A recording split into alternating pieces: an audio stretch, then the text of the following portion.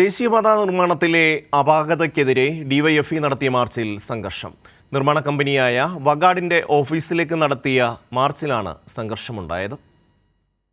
കോഴിക്കോട് നന്ദിയിലെ വഗാഡിന്റെ ഓഫീസിലേക്കാണ് ഡിവൈഎഫ്ഐയുടെ നേതൃത്വത്തിൽ മാർച്ച് സംഘടിപ്പിച്ചത്.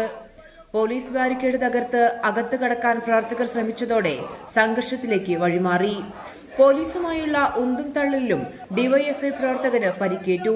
ജില്ലാ കമ്മിറ്റി അംഗം അനൂപിനാണ് പരിക്കേറ്റത്. തികഞ്ഞ അനാസ്ഥയാണ് ദേശീയപാതാ അതോറിറ്റിയും വഗാഡും നടത്തുന്നത് എന്നും പ്രതിഷേധം ശക്തമാക്കുമെന്നും ഡിവൈഎഫ്ഐ ചൂണ്ടിക്കാട്ടി.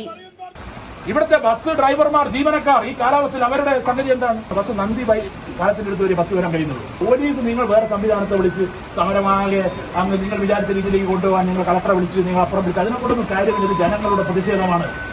അതിന്റെ മുന്നിൽ ഡിവൈഎഫ്ഐ മരിക്കും വരെ ഡിവൈഎഫ്ഐ ഉണ്ടാവും എന്ന ഉറച്ച ഉറപ്പ് ഈ സമരത്തിലൂടെ ഡിവൈഎഫ്ഐ പ്രഖ്യാപിക്കുകയാണ്.